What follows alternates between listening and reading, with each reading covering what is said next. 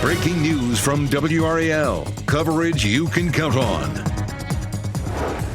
We begin with breaking news, a deadly start to the first week of class at a Minneapolis Catholic school. Right now, a press conference is happening, so we'll go ahead and listen to what they're saying. Firing a rifle through the church windows towards the children sitting in the pews at the Mass.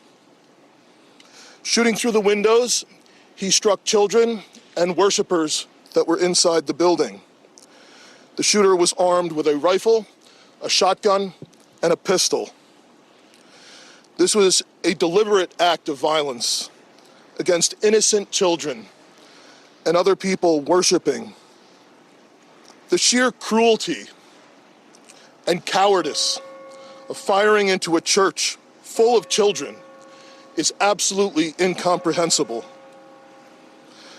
Police officers from the Minneapolis Police Department immediately responded, entered the church, and attempted to provide first aid and rescue some of the children that were hiding throughout the building, while other first responders came and EMS responded to rush victims to nearby hospitals. 2 young children, ages 8 and 10, were killed where they sat in the pews. Their parents have been notified.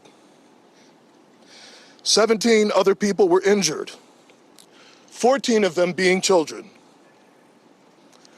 2 of those children are in critical condition. The coward who fired these shots ultimately took his own life in the rear of the church.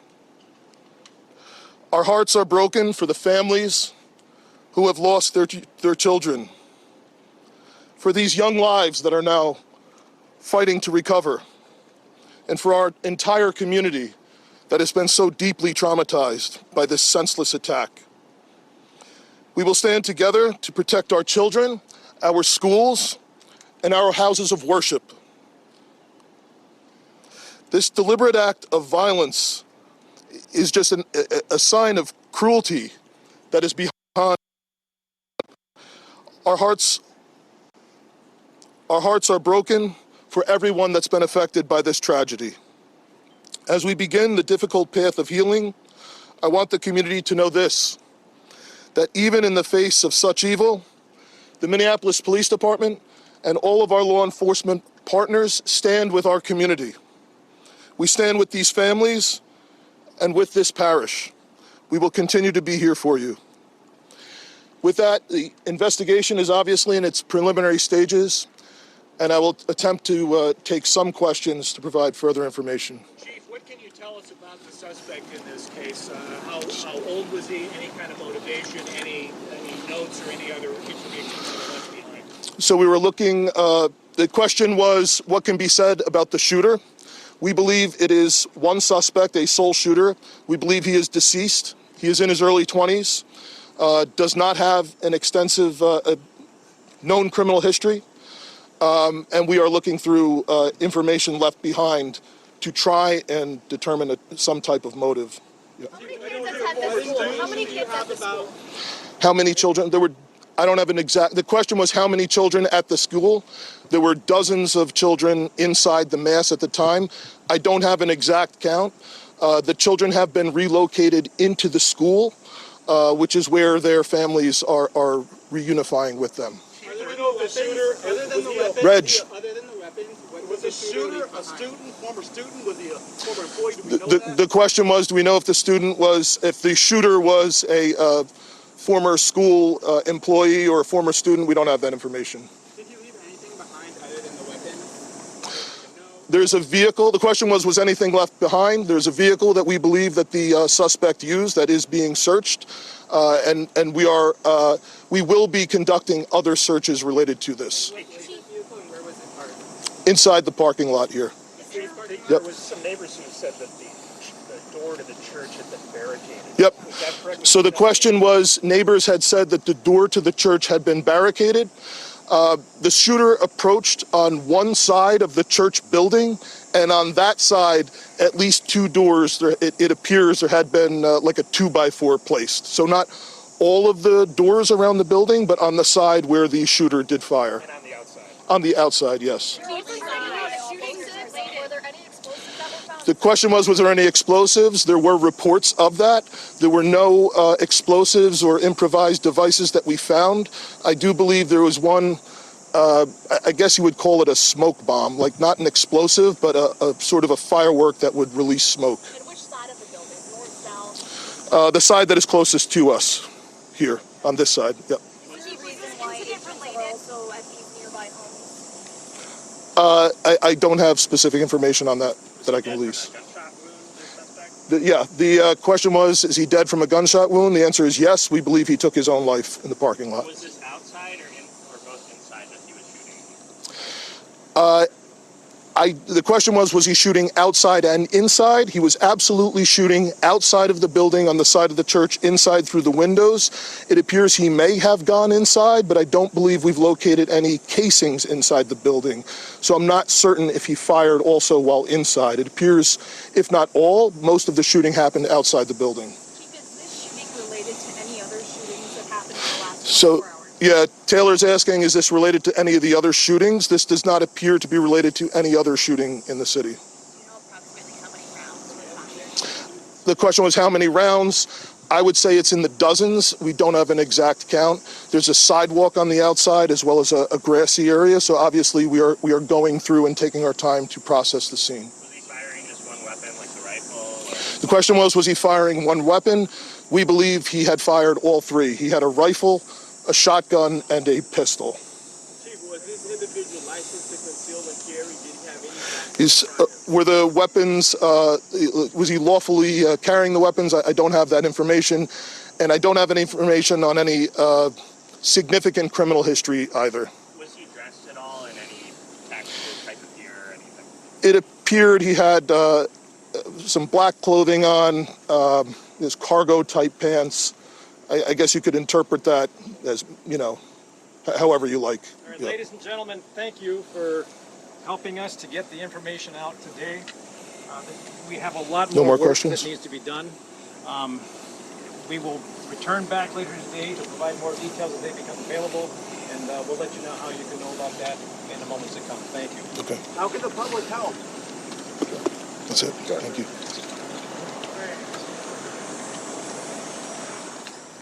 And we've just been listening to the Minneapolis Police Chief, Brian O'Hara, giving an update on the horrific act of violence that occurred at the Annunciation Catholic School in Minneapolis at 8 o'clock this morning, when he said a shooter armed with a rifle, a shotgun, and a pistol fired into a church full of children.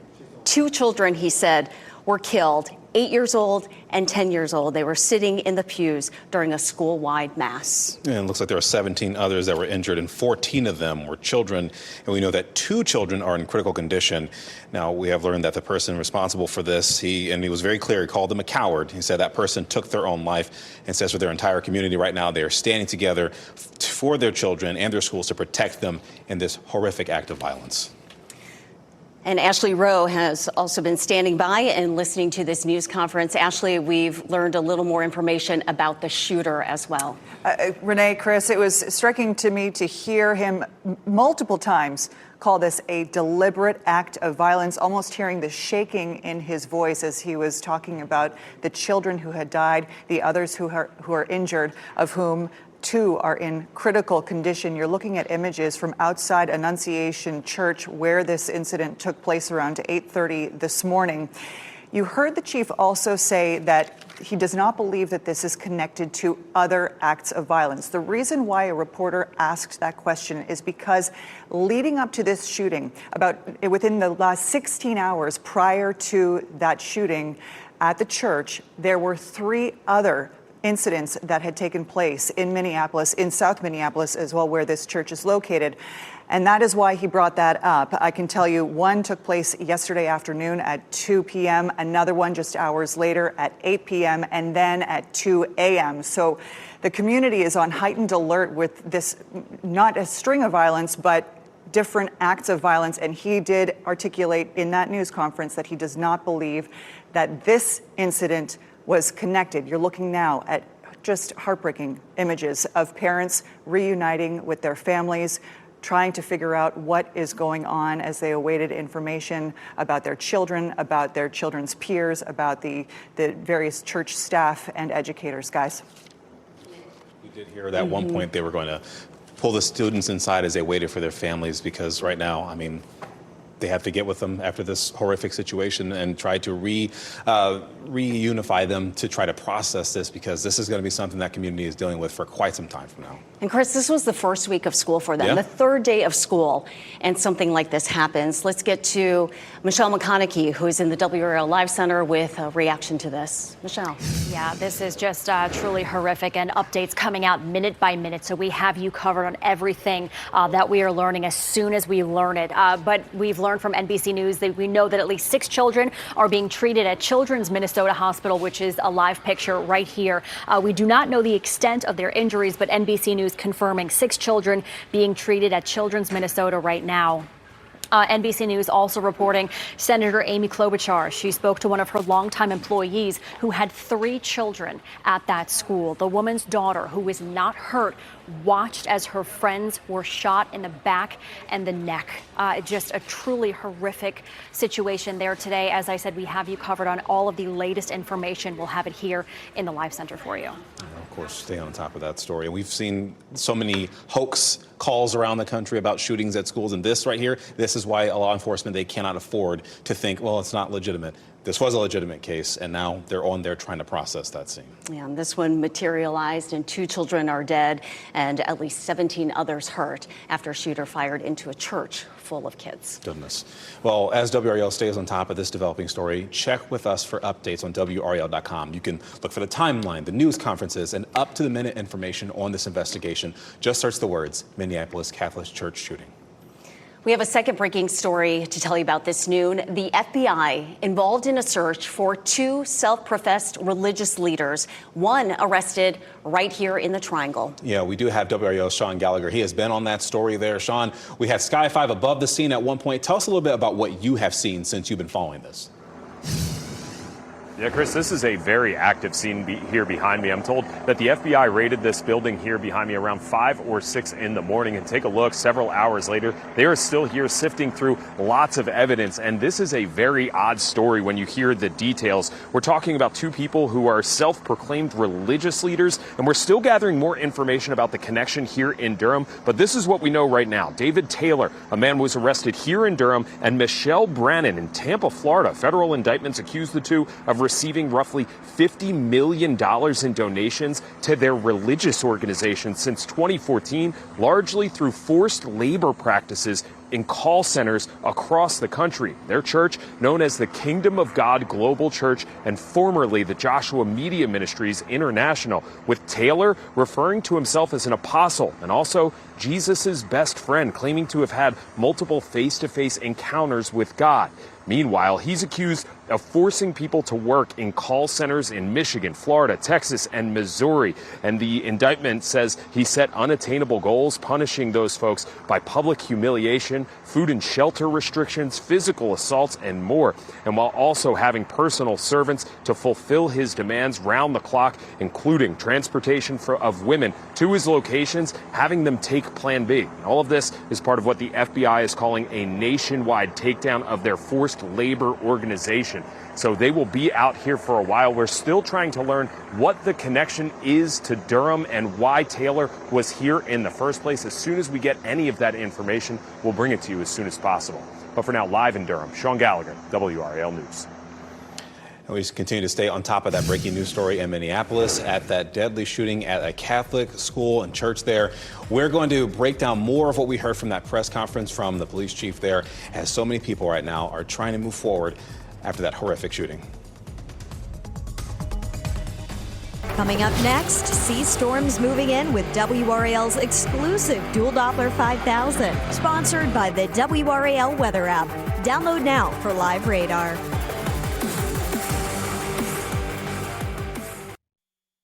Now, breaking news from WRAL. Coverage you can count on. And we are back here in the Live Center as we continue to follow that breaking news out of Minneapolis. At least 2 children are dead after a school shooting, a Catholic school shooting there.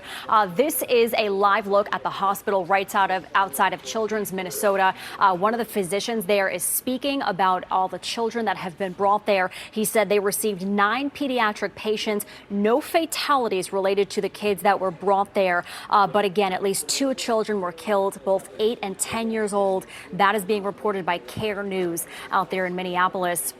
At least 17 injured. Again, this is a very fluid situation. This is all happening in real time. We're going to continue to monitor this and bring you the latest from the Live Center.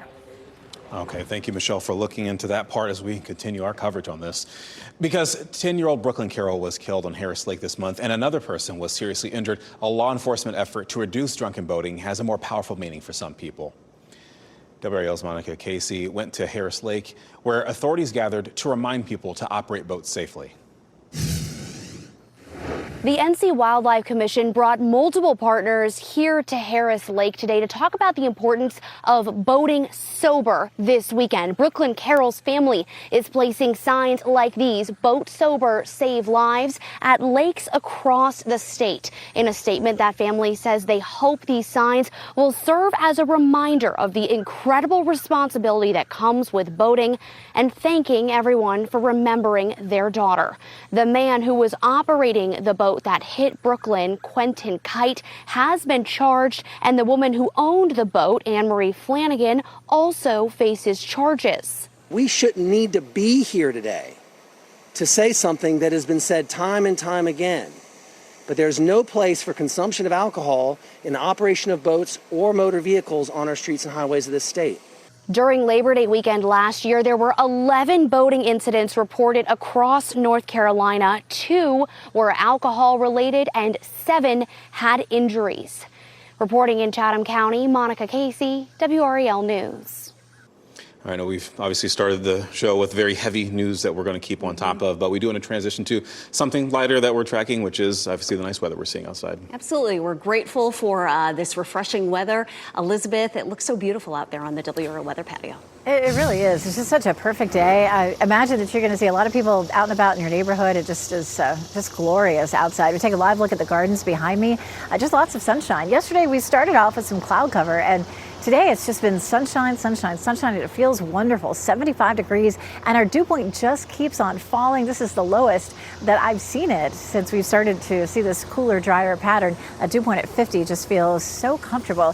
It really feels, like the middle to end of September, maybe early October. Right now, 77 in Fayetteville, 76 in Goldsboro, 76 in South Hill, and 73 in Roxborough.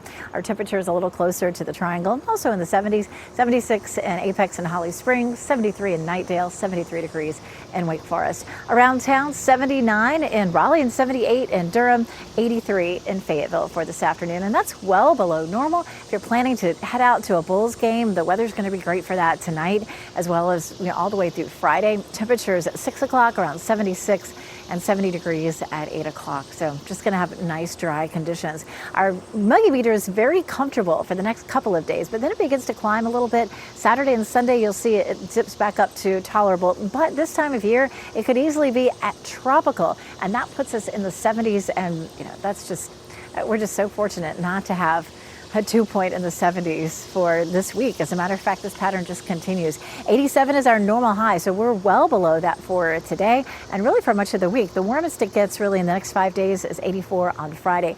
Now notice that drop in our temperatures on Saturday and Sunday. That's due to a chance of more clouds and possibly some showers, and we're going to talk more about that potential and when we could see those coming up. I want to emphasize it's not likely to be a washout over the weekend. We are likely to have another really chilly morning tomorrow. Normal low is 68. We'll be well below that at 56 tomorrow morning. And for reference, our temperatures were in the mid to upper 50s this morning, too, in the Triangle. So if you had a jacket this morning, I would take it again. If you didn't and you were chilly, I'd grab one. We're warmer on Saturday and Sunday. Oh, that chance for showers. All right, let's get into just a little bit about the Labor Day weekend. We're looking at highs in the upper 70s Saturday, Sunday, and Labor Day.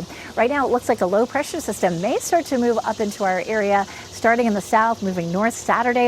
And then the question is, does it linger on Sunday? Right now, we're going to go with a 40% chance Saturday and a 30% chance on Sunday. But the brand new runs of the computer model that came in just a little while ago are showing drier conditions again. They all looked pretty wet for us late yesterday and last night. So still some pretty uncertain conditions here coming up for us on Saturday and Sunday. So if you do have outdoor plans for the holiday weekend, keep checking back. We'll get a lot of computer model runs and a lot of new information between now and the weekend. Tell you what, that lower humidity makes all the difference. What a treat to have in August. Well, coming up this afternoon on WRAL, countdown to kickoff. Bill Belichick will speak with our team ahead of his college coaching debut. His message as he tries to lift the Tar Heels to new heights. That story at 4. Plus, plaintiff speaks out. We heard from one of the people suing a Durham-based nonprofit for the first time. WRAL Investigates uncovers the newest chapter in the saga over missing paychecks. That's at 6. All right, we're giving you a live look right now of what's happening in Minnesota. We just heard an update from investigators regarding 2 children who were killed and multiple others injured when a gunman opened fire outside of a Catholic school and church there. We know that the shooter is dead, and right now, children who do not have to go to the hospital with physical injuries are being reunited with their families. Students at Smithfield Selma High School are on a normal schedule after an event will start to the day. School officials placed the building on lockdown. The school's weapon detection system discovered an airsoft BB gun in a student's possession. WRAL's Kelsey Coffey shares what we know from Johnston County school leaders. Students are back safe in the classroom here at Smithfield Selma High School after the school was under lockdown earlier today. Sky 5 was first on the scene around 7:30 this morning as students walked back inside the building after that threat. We reached out to Johnston County Schools to ask about what happened. They say a student was arrested after an airsoft BB gun was discovered through the school's weapon detection system. The school went under lockdown after the weapon was reported on campus. Parents were notified, but all students are safe. We'll be sure to keep you updated if we're able to find out any more information about that student. Kelsey Coffey, WRAL News in Johnston County. Durham police are investigating 2 different shootings. A man was killed at the Shore Stay Hotel on Hillsborough Road. Officers found him inside the lobby. They have yet to release his name. And less than 6 miles away, officers responded to a shooting in the McDougal Terrace neighborhood. In that case, officers say 1 person was shot in the foot. Lane closures on Tryon Road will continue for at least another week. And this morning we learned that emergency repairs on a major sewer main break on Tryon Road is closed between Avon Ferry Road and Gorman Street. Wake County Public Schools says it adjusted some bus stop locations while that work was finished. And the city expects the road to fully reopen by September 5th. Violence in Minneapolis. The new information we're learning about this morning's shooting at a Minneapolis Catholic school.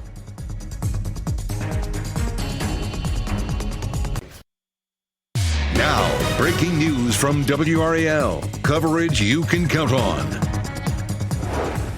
We are staying on top of that breaking story. 2 children are dead and more than a dozen are in the hospital after a shooting at a Minneapolis Catholic school. It was reported around 8:30 this morning. Students were scheduled to attend Mass during that time. It happened at Annunciation Catholic School. The school is in southwest Minneapolis. It serves students in preschool through the 8th grade. And here's what we know so far. According to law enforcement, the suspect in the shooting is dead. That person died of a self-inflicted gunshot wound. The 2 children killed were ages 8 and 10. 17 people were hurt in the shooting. 14 of them were children. Michelle McConaughey is in the WRAL Live Center tracking the newest information as we have learned from that investigation. What have you learned the past 10 or so minutes there, Michelle?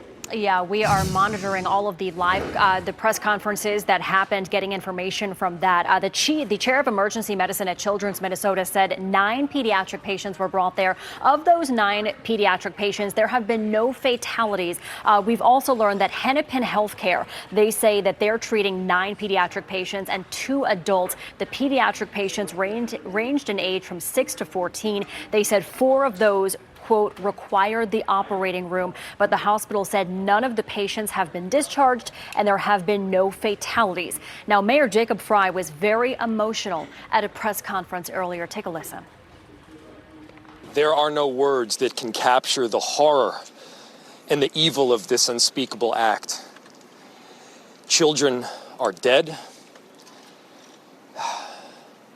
There are families that have a deceased child.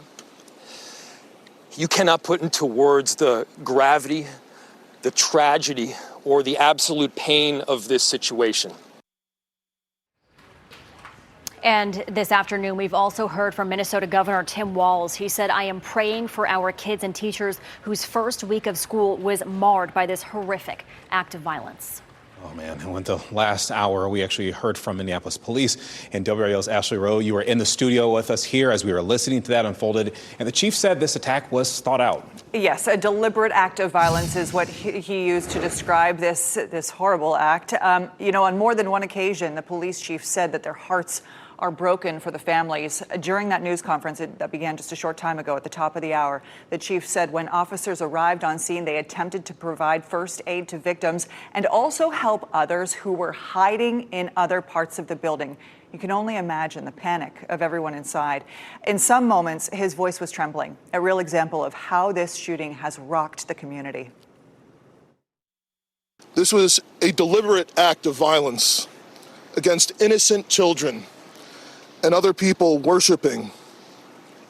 The sheer cruelty and cowardice of firing into a church full of children is absolutely incomprehensible. Strong words there. Now, they did give us some details about just what transpired. The shooter, according to police, had 3 weapons on him: a rifle, a shotgun, and a pistol. They believe that he used all 3 of those weapons. Police believe he took his own life in the parking lot, guys. And as we heard there, the children who died were sitting in that mass at that moment. Goodness.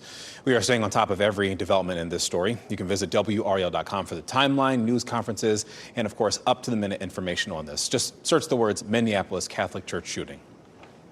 Breaking news, state elections officials are meeting right now, making decisions that could affect voting this year and beyond. This morning, they began debating whether to eliminate Sunday voting in some counties. Black churches often lead a Sunday voting push, and black voters lean heavily Democratic. Republicans recently took control of elections in North Carolina. Some want to eliminate Sunday voting in certain areas, citing cost concerns. Then later this afternoon, we will hear more about President Trump's request to look into whether immigrants are trying to vote in North Carolina. Check back in at WRAL.com for the latest updates and the debate out of today's elections meeting. A major victory for Iowa Democrats overnight. Caitlin Dray defeated her Republican opponent, flipping a state Senate seat in a district President Donald Trump carried last year. Her victory breaks a 2/3 supermajority the GOP has held since 2022. The outcome means Democrats can block Republican Governor Kim Reynolds' nominations to state agencies, boards, and commissions in the final year of her term. The Department of Transportation plans to take management control of Washington, D.C.'s Union Station next month. DOT Secretary Sean Duffy said that transit station has, quote, fallen into disrepair. The DOT has owned Union Station for decades, but its control decreased over the years because of various leases and agreements as well. Security camera video shows the moment a car rolled past a stopped school bus in Anger, narrowly missing a student about to walk across the street. Anger police are investigating. They've set up patrols in that area to keep it from happening again. Parents are calling the video very concerning. That could have been my child, but, obviously it wasn't. It's just scary to know that people just are careless that way. When the bus was clearly stopped and it just barreled right through. We have more reaction from neighbors who saw it happen on WRAL.com. We do want to take you back out to that live scene in Minneapolis, where we are learning more about the people who were injured in a school shooting there. Patients as young as 6 years old are being treated. Some of the pediatric patients have critical injuries. We'll have another update when we return.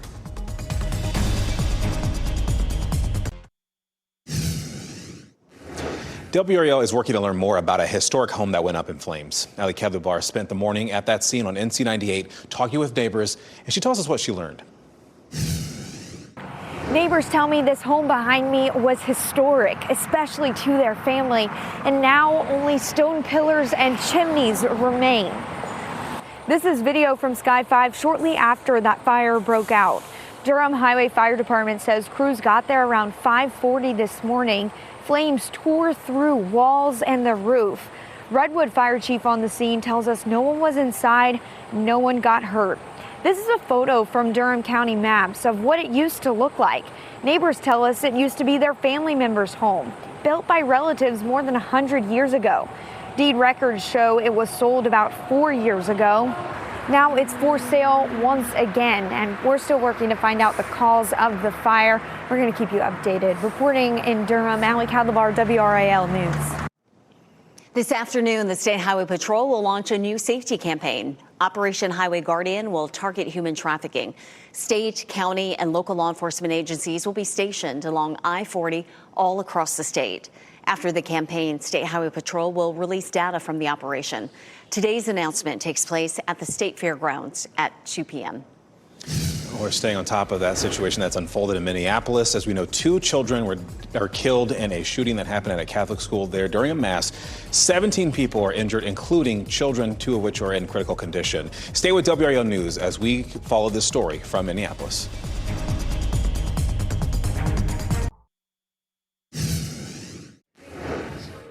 And breaking right now on the WRAL Live Center, we continue to follow that breaking news out of Minnesota. At least 2 children have been killed at Annunciation Catholic Church, both 8 and 10 years old. We know 17 others were hurt. We know the shooter is also dead from a self-inflicted gunshot wound.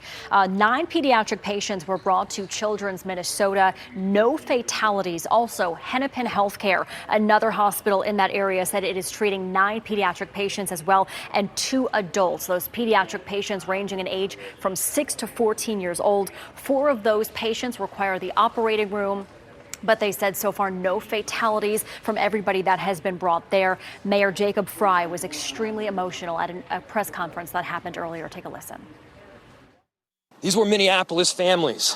These were American families.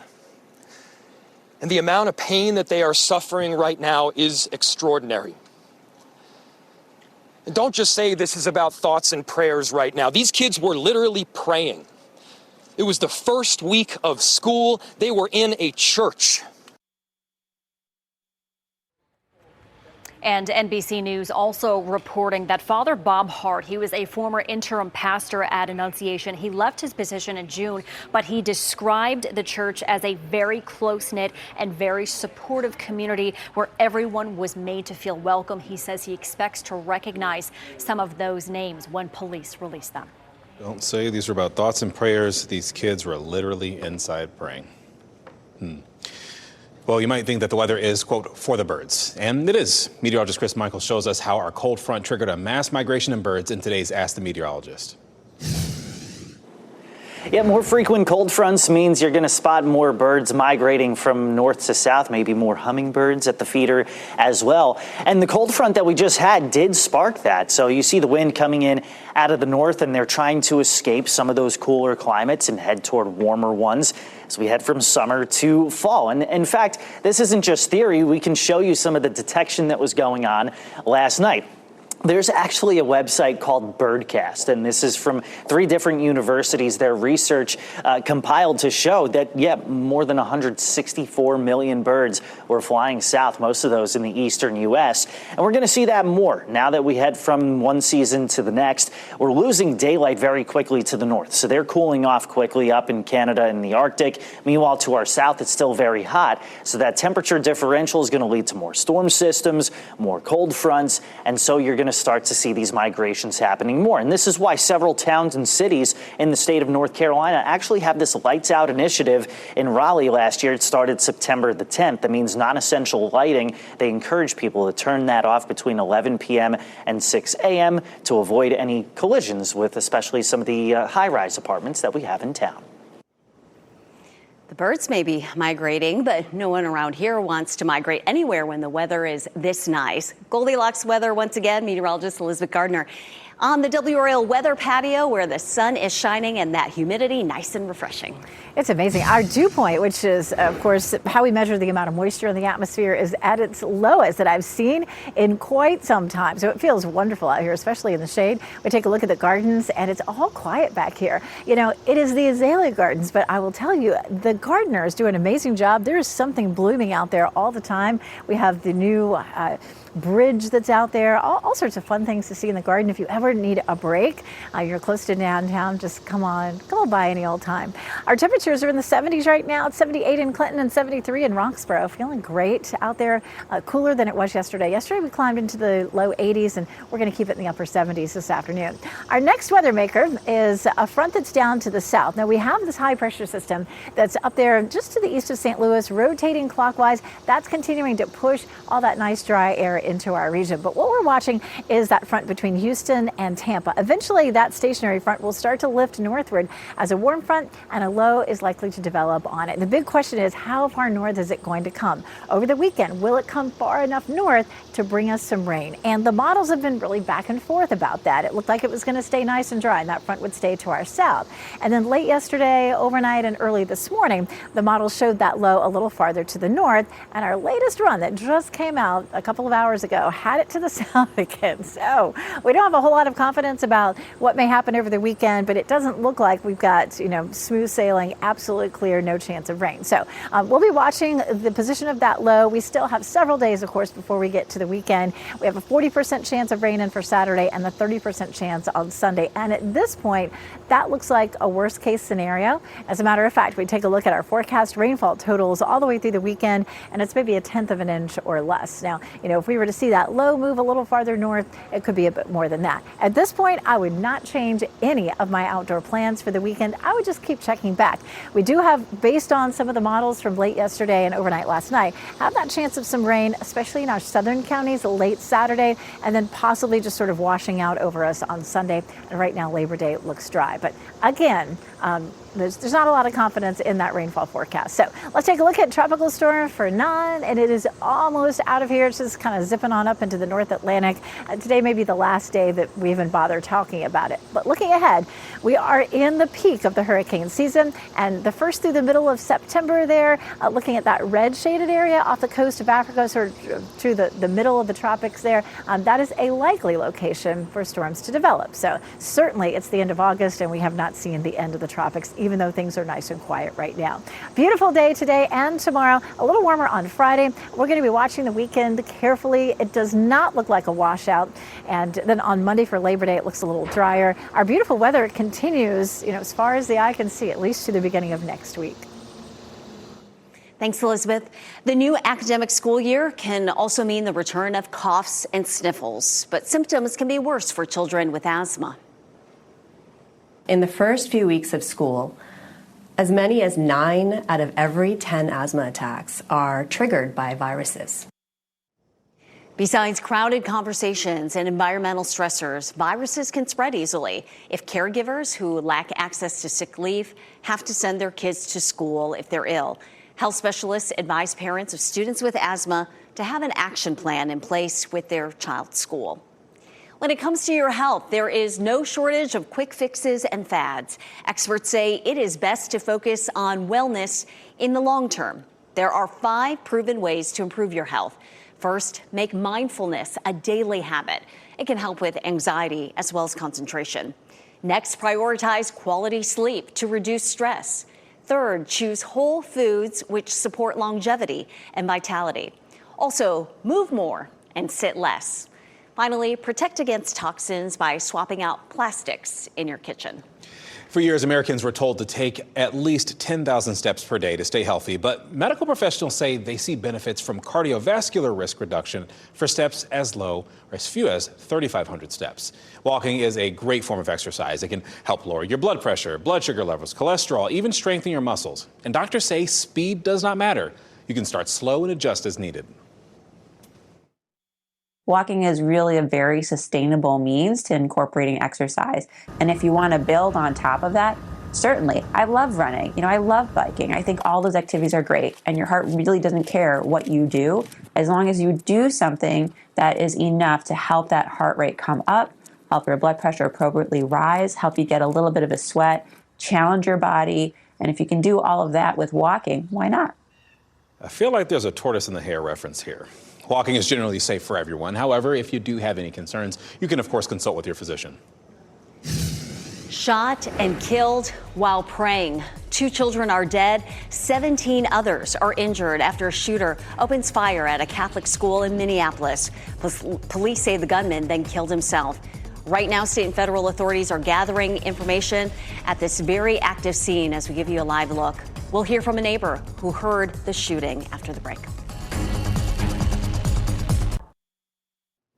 We do want to go back to that breaking news in Minneapolis, a story that's been developing throughout the hour. We want to give you the latest in the past 15 minutes. Right now, families of the children who are not injured are being reunited with their families. The local hospitals are treating patients as young as 6 years old. Some of those patients, we've learned, have critical injuries. Michelle McConaughey is in the WRAL Live Center with reaction from someone who lives near the school and witnessed the response. Michelle. Yeah, we'll get to that in just a second, but just to dive a little bit deeper into those that have been hurt and are in the hospital. The shooter is dead from a self-inflicted gunshot wound. We know that 9 pediatric patients were brought to Children's Minnesota. No fatalities as of right now. Hennepin Healthcare, they say they're treating 9 pediatric patients and 2 adults. 4 of those require the operating room. No fatalities at Hennepin either. But neighbors were in the area when the shooting happened. They spoke about what they saw and what they heard. I said there's no way that could be gunfire. There was so much of it. So it was sporadic. So it was a semi-automatic. It seemed like a rifle. It certainly didn't sound like a handgun. And so he must have reloaded, several times for sure. And Minnesota Senator Amy Klobuchar telling NBC News the daughter of one of her former employees actually watched her friends get shot in the back and in the neck. Absolutely horrific. Here's a look at where the shooting happened. Annunciation Catholic School, and the school is on the south side of Minneapolis. It serves students in preschool through 8th grade. We are continuing to follow updates in that story. You can stay updated, really, by checking WRAL News, our app, and going to our website, WRAL.com or WRAL News Plus. You can, of course, join us for our news at 4 o'clock this afternoon, where this is a story we'll be following all evening long. Let's also get you up to speed on some of the other big stories we're following locally. Students at Smithfield Selma High School are on a normal schedule after an airsoft BB gun was discovered at the school. The building was placed on lockdown. It has since been lifted. Officials say the BB gun was found in a student's possession. All students and staff there are safe.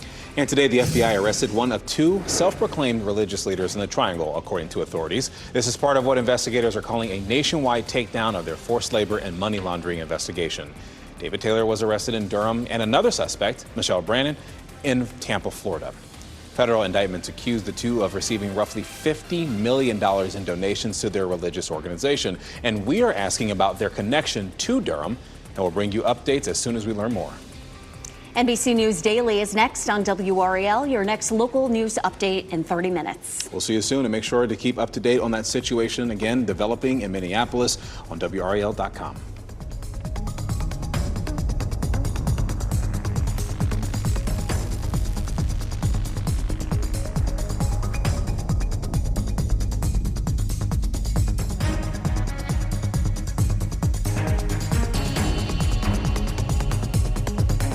Keep watching WRAL News over the air Channel 34 and Spectrum Channel 1257.